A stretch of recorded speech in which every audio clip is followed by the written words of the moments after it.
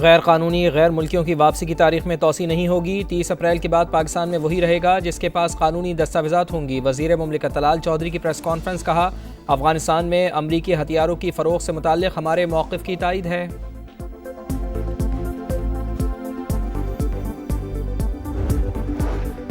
افغان طالبان نے امریکی فوج کے چھوڑے گئے 5 لاکھ ہتھیار دہشت گردوں کو بیچ دیے۔ برطانوی نشریاتی ادارے کا دعویٰ۔ رپورٹ کے مطابق امریکی انخلا کے بعد 10 لاکھ ہتھیار طالبان کے ہاتھ لگے۔ کالعدم ٹی ٹی پی اور دیگر دہشت گرد یہ ہتھیار بلیک مارکیٹ سے خرید رہے ہیں۔ نائب ترجمان افغان حکومت حمداللہ فطرت کی ہتھیاروں کی فروخت یا لاپتہ ہونے کی تردید۔ کہا، ہتھیاروں کی حفاظت اور ذخائر کو سنجیدگی سے لے رہے ہیں۔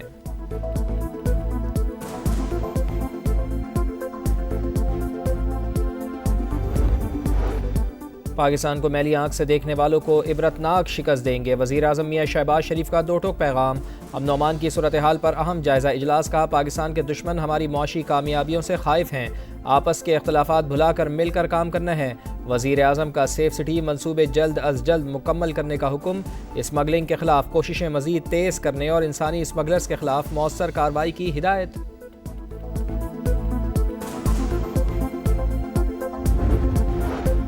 نائب وزیر اعظم اور وزیر خارجہ اسحاق ڈار سے شنگھائی تعاون تنظیم کے سیکرٹری جنرل کی ملاقات۔ باہمی دلچسپی کے امور پر گفتگو۔ اسحاق ڈار نے علاقائی امن و سلامتی کے فروغ میں ایس سی او کے کردار کو سراہا۔ پاکستان کی جانب سے مکمل تعاون کا یقین دلایا۔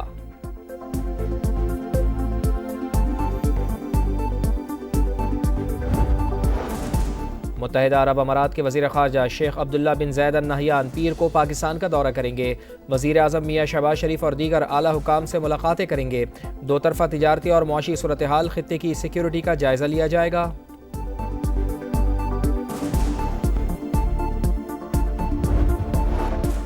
پنجاب میں 5 ماہ میں 28,219 گھرانوں کو 30 ارب کے بلا سود قرضے مل گئے۔ وزیر اعلیٰ کو بریفنگ۔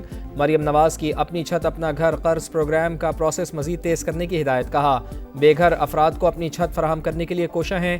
قرض کی راہ میں حائل رکاوٹیں دور کی جائیں گی۔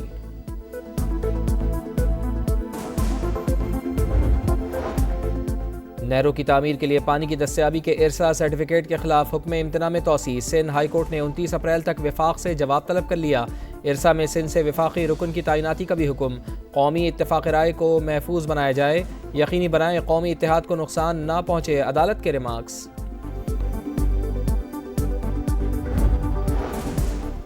بانی پی ٹی آئی سے ملاقات نہ کرانے کا معاملہ ایک بار پھر اسلام آباد ہائی کورٹ پہنچ گیا۔ جیل حکام کے خلاف توہین عدالت درخواست دائر کی جائے گی۔ علیمہ خان کہتی ہیں، جیل انتظامیہ چیف جسٹس آف پاکستان کے احکامات کو بھی کچھ نہیں سمجھتی۔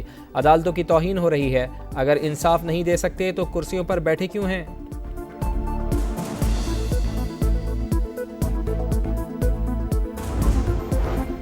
پنجاب حکومت نے کسی کو بانی پی ٹی آئی سے ملاقات کرنے سے نہیں روکا۔ ہفتہ وار فرمائشی گرفتاریاں اور فوٹو سیشن اڈیالہ جیل کی بجائے کہیں اور کر لیا کریں۔ وزیر اطلاعات عظمہ بخاری کی گفتگو۔ کہا، اپنی جماعت کی آپس کی لڑائیاں سڑکوں پر مت لڑیں۔ یہ خود ہی ملاقاتیوں کی فہرست سے ایک دوسرے کا نام نکالتے ہیں، پھر ملبہ حکومت پر ڈال دیتے ہیں۔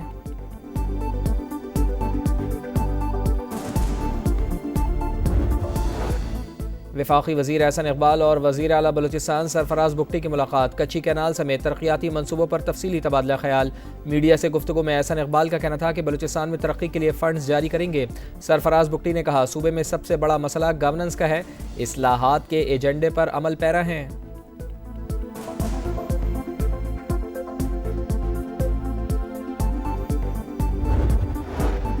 اور پنجاب اور خیبر پختونخوا کے مختلف علاقوں میں طوفانی بارش اور ژالہ باری کی پیشگوئی۔ دریائے کابل اور معاون دریاؤں میں آج سے 20 اپریل تک شدید سیلاب کا خدشہ۔ پی ڈی ایم اے نے الرٹ جاری کر دیا۔ انتظامیہ کو پیشگی اقدامات کی ہدایت۔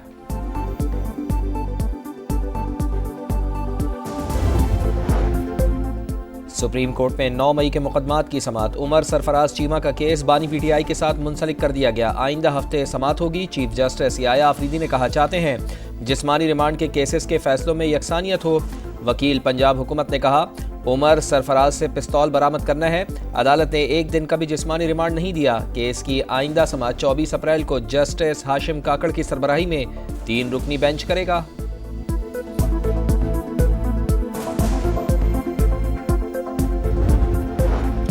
وزیر اعلیٰ خیبر پختونخوا کے خلاف آڈیو لیک کیس میں فرد جرم کی کارروائی مؤخر۔ ایڈیشنل سیشن جج رانا مجاہد رحیم کی عدم دستیابی کے باعث سماعت بغیر کارروائی ملتوی۔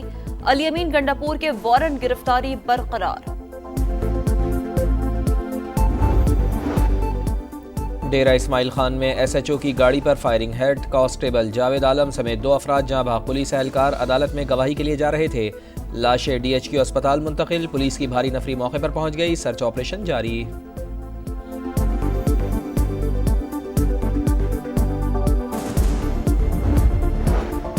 این اے 213 عمرکوٹ کے ضمنی الیکشن میں پیپلز پارٹی نے میدان مار لیا، حتمی نتیجہ جاری۔ پیپلز پارٹی کی امیدوار صبا تالپور 1,61,934 ووٹ لے کر کامیاب۔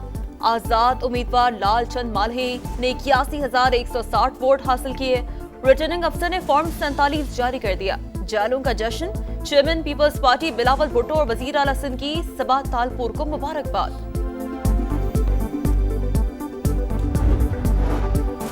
وفاقی وزیر داخلہ محسن نقوی سے پاک گلف تعاون کونسل اینٹی نارکوٹکس کانفرنس کے وفود کی ملاقات۔ وزیر داخلہ نے کہا منشیات کے خلاف مشترکہ حکمت عملی کی تشکیل میں باہمی تجاویز اہم کردار ادا کریں گی، مل کر اس ناسور کا خاتمہ کریں گے۔ وفود نے پاکستان کے انسداد منشیات اقدامات کو سراہا۔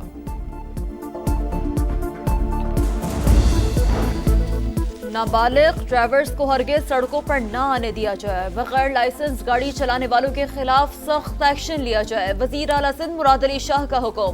اوور اسپیڈنگ اور ٹریفک سگنلز کی خلاف ورزی پر جرمانوں کی بھی ہدایت، کہا گاڑیوں پر پریشر ہارن اور اضافی لائٹس پر بھی چالان کیا جائے۔ مال روڈ پر بیٹھے مظاہرین کو کسی اور جگہ منتقل کریں، لاہور ہائی کورٹ کی صوبائی حکومت کو ہدایت۔ دھرنے کی وجہ سے ٹریفک مشکلات بڑھ گئی ہیں، 10 منٹ ٹریفک رکنے سے آلودگی میں اضافہ ہو جاتا ہے۔ اسموک تدارک کیس کی سماعت کے دوران جسٹس شاہد کریم کے remarks. C T O Lahore نے کہا موٹر سائیکل رکشہ کو اجازت دینا جرم ہے، پابندی کے لیے سمری بھجوا دی ہے۔ عدالت نے کہا چنگچی رکشہ بنانے والی کمپنیوں کو بند کر دینا چاہیے۔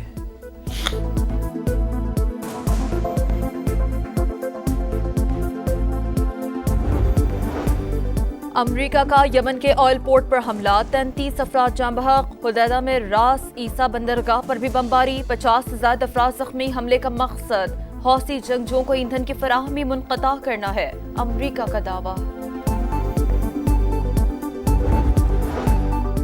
غزہ میں اسرائیل کی دہشت گردی جاری، خان یونس اور جبالیہ میں پناہ گزین کیمپوں پر وحشیانہ بمباری۔ 24 گھنٹوں میں 47 فلسطینی شہید، مجموعی تعداد 51,000 سے بڑھ گئی۔ حماس کا مکمل جنگ بندی اور اسرائیلی فوج کے انخلا کے بغیر جنگ بندی سے انکار۔ خلیل اللہ کا کہنا ہے کہ نتین یاہو کے منصوبوں کو پورا کرنے والے جزوی معاہدوں کو قبول نہیں کیا جائے گا۔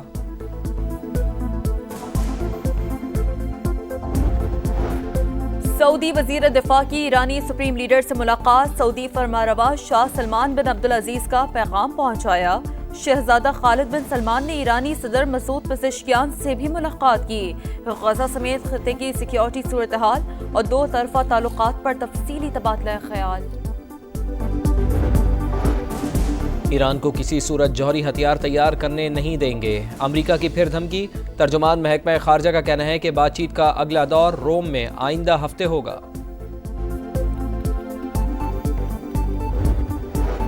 ٹرمپ انتظامیہ کی تعلیمی پالیسی نامنظور، ہارورڈ، کیلیفورنیا اور برکلی یونیورسٹی کے طلباء میدان میں آ گئے۔ غیر ملکی طلباء کے داخلوں پر پابندی کے خلاف شدید احتجاج، کہا سیاست کو تعلیمی اداروں سے دور رکھا جائے۔ 2 زخمی شیروں کا مقابلہ، ہم پلہ ٹیموں کا ٹاکرا۔ پی ایس ایل میں آج کراچی کنگز اور کوئٹہ گلیڈیٹرز آمنے سامنے ہوں گے، دونوں کو گزشتہ مقابلے میں شکست ہوئی۔ اب تک 1-1 فتح سمیٹی، پوائنٹس ٹیبل پر برابر۔ نیشنل اسٹیڈیم میں شیڈیول میچ رات 8 بجے شروع ہوگا۔